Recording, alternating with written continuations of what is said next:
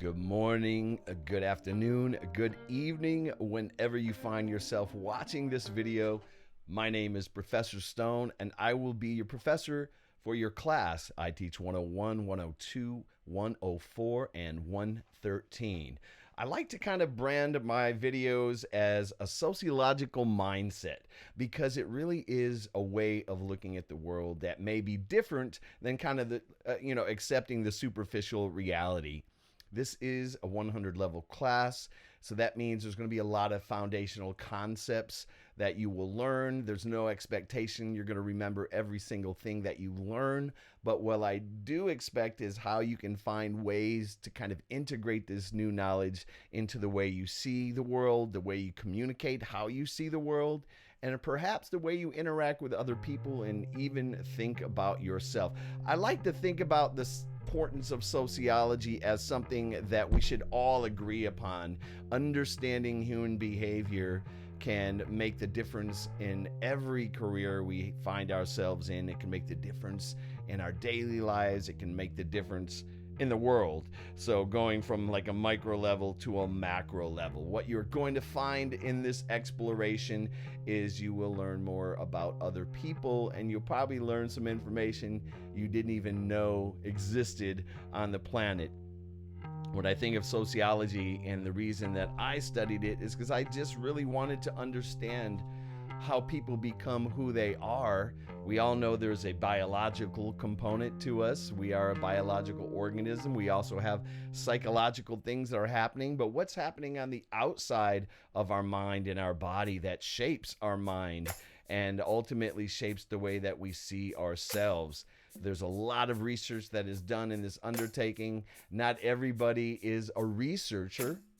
Not everybody is a professor or instructor. Some people are applying sociology.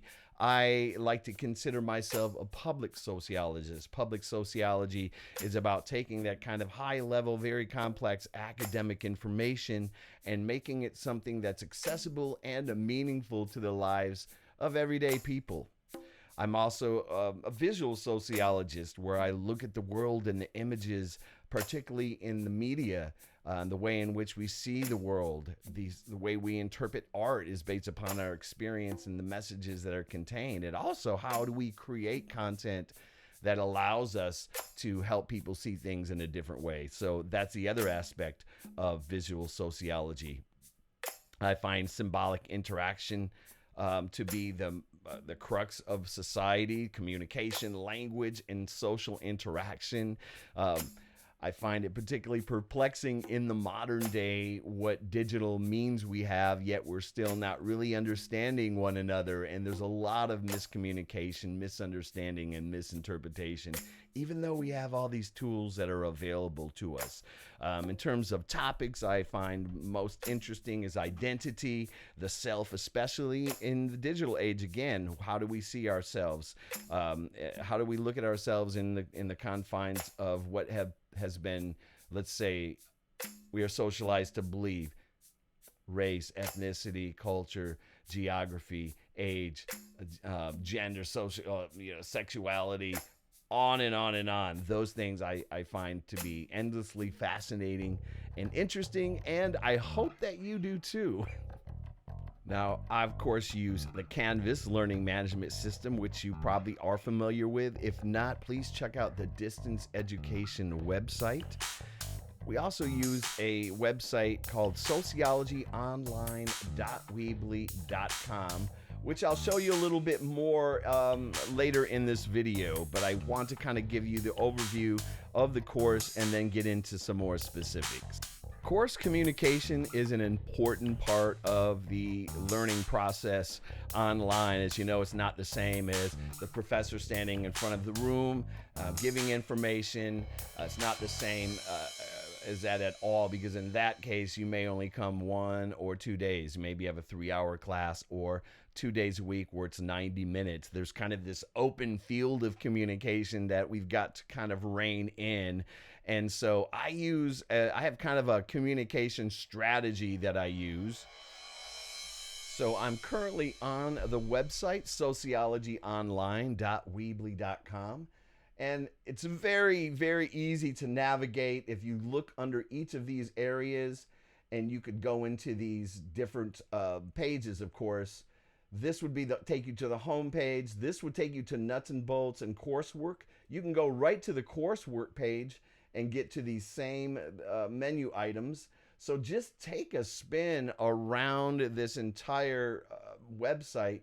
Each of these on top, you can go to different pages on the top, and then you can obviously go to different pages that are listed below as menu items. If there's nothing that comes down, that means that's the only page, such as nuts and bolts, which I like to use nuts and bolts because it really talks about what is the operation of this course.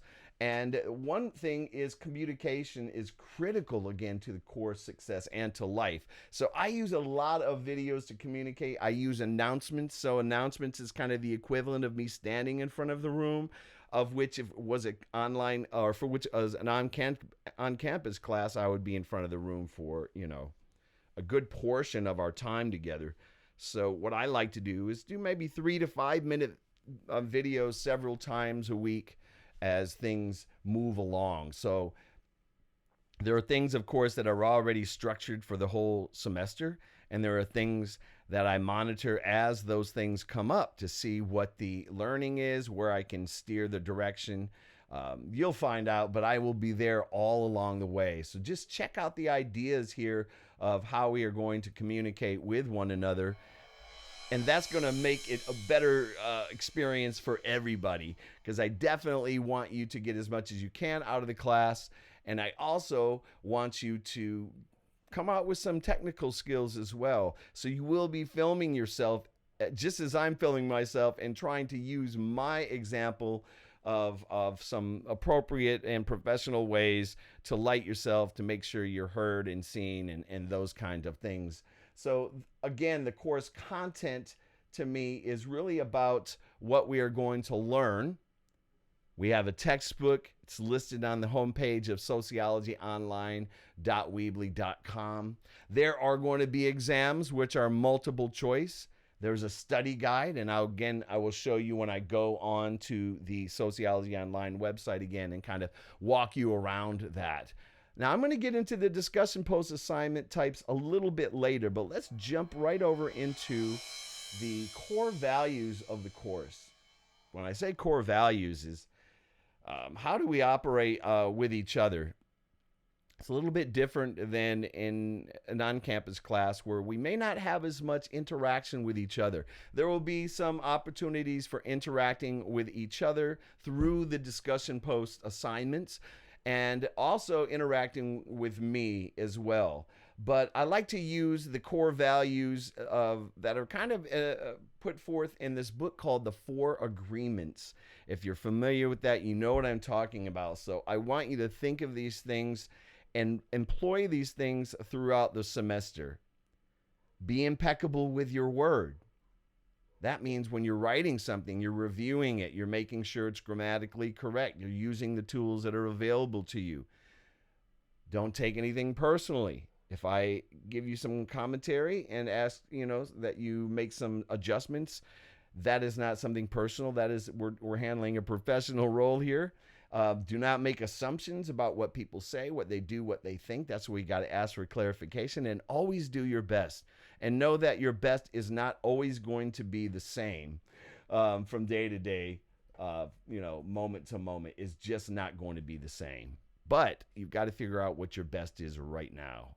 So let's take a look at the sociologyonline.weebly.com website, which really has a treasure trove of information. And I have been creating and working on this for quite some time, maybe about 12 years or so, which to me, that's a pretty long time to be working on a website. So this is the final landing where we are right now, fully updated. I will definitely have this course orientation, which will land right here. Interesting, kind of a infinite loop. The required textbook, whatever your class is, 101, 102, 104, 113, this is what your book looks like. There's the name of the book, the edition of the book, but that's what the cover looks like. So if your book doesn't look like this, then you have the wrong book. a little bit more about me, about sociology, and that's pretty much it for the home page. The other thing that is important here is the coursework, which will go through the different assignment types next. But the exams and grading, I will go through the grading rubric. But this is all what you really need to look at on Canvas. Just to let you know, Canvas is where you'll take the test, you submit assignments, and then we interact on Canvas. And there's a couple little hacks that I want to show you on Canvas to make the most of that. There are, this is where we get into the studying and what's expected of you as a student. Every course has a study guide that has the terms and concepts that are going to be most important for you to understand when preparing for the exam, as well as the PowerPoint slides, if you like the PowerPoint slides. But again, it is just good old-fashioned reading, studying, and understanding concepts. Under videos, I have a number of different videos. There are tips from me that have been very helpful throughout the years. There are different video. There's just a lot of content here based upon your class, and then there are videos that are curated as well. Curated content are things that I found on the web that I think have sociological relevance that may be of interest to you. There will be 4 different types of discussion posts that we will use. Now, what's interesting to point out about these types of discussion posts is these are also the ways in which I communicate information. And so I'm showing you different ways and different modalities of being able to communicate information, but also I'm expecting you to do the same. So you're practicing that, I'm modeling that, and then we're using that so it's not just reading the screen. It's almost like there's visual learners, there's auditory learners, there's different ways in which people take information in, and I try to explore and use all of those modalities because I like to use all those modalities as well. So let's talk about the 4 types of discussion posts, and I'm sure you're familiar with discussion posts already. You go to the website, sociologyonline.weebly.com, and you go to coursework, you will see a list, or you can go right to each type, or you can go to the list here of, discussion post types, and a couple little helpful and informational videos as well. So let's go into the narrative. The narrative is the one that you're probably most familiar with. And the narrative is basically writing. You're writing a response. You're going to be giving a list of prompts that are related specifically to what we're studying, which you will find on the syllabus page on Canvas, the list of the topics and the chapters we're going to be studying. So that all blends together. So if we're studying gender, we're going to address the topic or an issue around gender in one of these modalities. So again, the narrative is a written response. Now, it's very different probably from what you might be used to because you will be limited to 5 sentences. You will write the best 5 sentences that you possibly can. That is the first goal, is you're going to write the 5 sentences. Then you're going to go back and you're going to read through your classmates' sentences or posts, and you're going to reply to 3 of those students. Then you're going to go back, or you could still be in there, but you're going to go through and you're going to find 2 one-sentence statements, which I call noteworthy quotes, from 2 other students. That means you have actually read through or watched a video or did something that's related to the topics with 5 other students. That's how we engage with one another and get new perspectives. There's an example right here of in a PDF format that you can download, or you could just go right to your screen and check it out. This is an example of what that would look like. So if you're a person who likes examples, please check that out. I also have a video about writing discussion posts. So for those of you that like to write on and on and on, it's going to be a challenge to write 5 sentences. But we want to learn how to have brevity when we're communicating information. Now let's go down to the visual. I'm going to go skip down to the visual type of discussion post. Now, this is also a written assignment, but it does not require any replies or quotes. So it's a little bit different than the narrative. You'll be given an image. You will have to write 5 sentences on this image, about this image. With this, this written assignment has a certain way in which you're going from observation to analysis to integration. So if you read through this example, here's an example, here's another helpful video to help you kind of go through that process. Now we're going to talk about audio. So we live in the age of audio podcasts. And I myself had a limited podcast of 13 episodes. So I know it takes a great deal of time and there's a lot of talking involved. I don't normally listen to podcasts, and a lot of people do. So I want you to think of this as an audio podcast, not of you reading a script. I'm not reading a script right now. I want you to be able to think about a topic and talk about that topic for 1 minute. So it is like an audio podcast. That's what I always remember. You do not have to introduce yourself. The first video, and which I'm talking about in a minute, is where you introduce yourself. That's already done. So again, there are really good examples of a podcast, or I'm sorry, of a audio post. And also, you, unlike the other assignment, you will have to post 2 noteworthy quotes from other students' podcasts, or not podcasts, but audio. I keep calling it a podcast, audio posts. This is all going to become clear when we get to the grading rubric, right? And then again, I am not going to leave you out by yourself. I'm going to help guide you along the way with these, but you've got to read through these instructions as they come up, and you've got to adhere to them. This is a video. Like an audio, this is a video post. Then you will have 60 seconds. Again, there's certain ways in which you should film, and I'm giving you all that information. So you need, again, to go through all this. There's angles. There are examples of really good videos that students in the past have submitted. I think will be very helpful.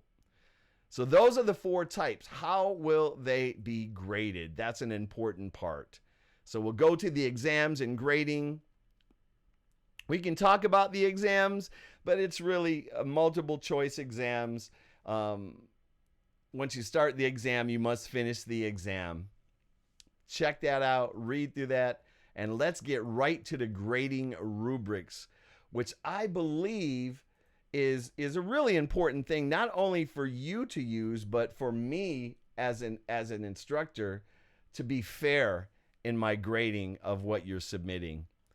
It'll tell you how many points. Now, every discussion post can earn you 15 points.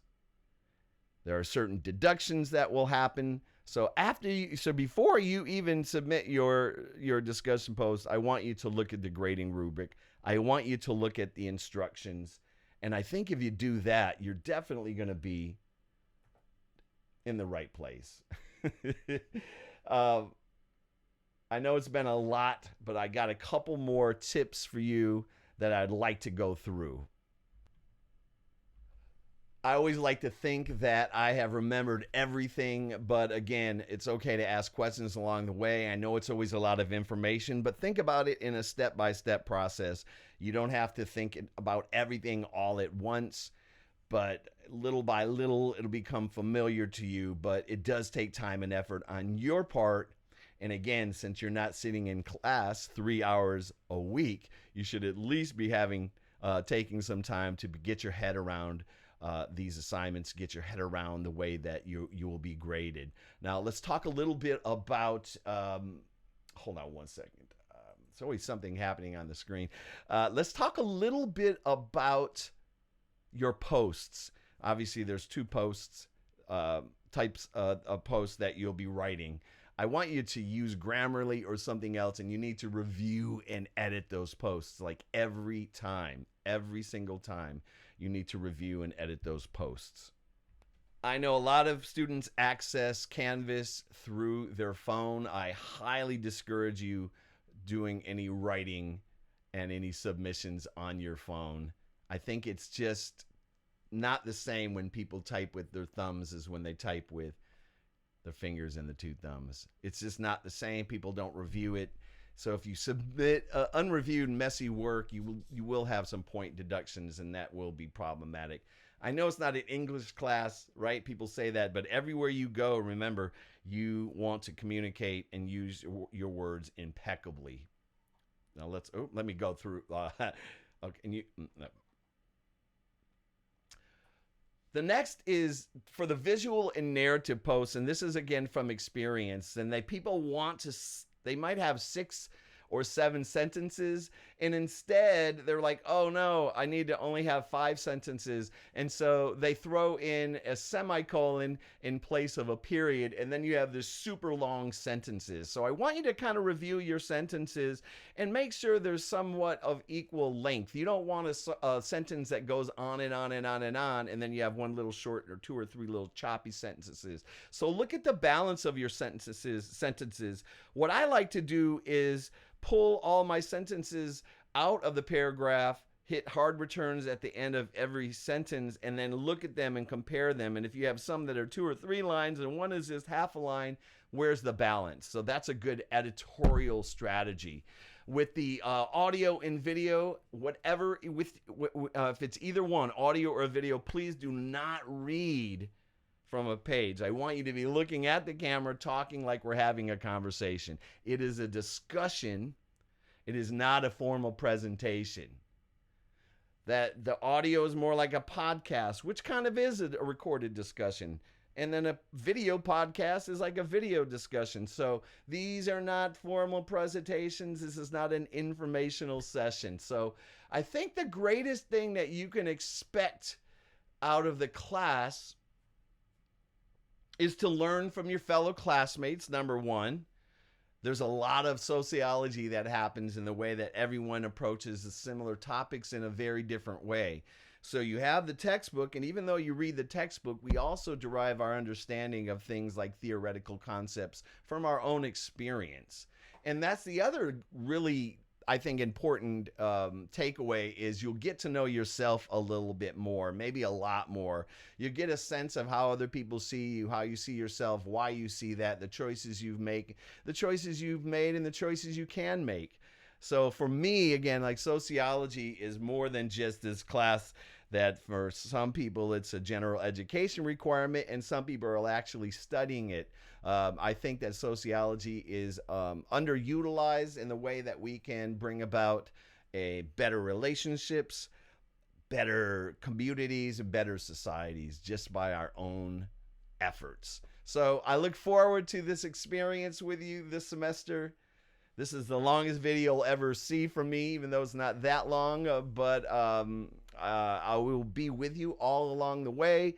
And watch every announcement that comes out, or listen to it, or read. Every announcement is the most important thing that you can gain from me through this process. All right? Thanks again for taking my class. I look forward to our time together.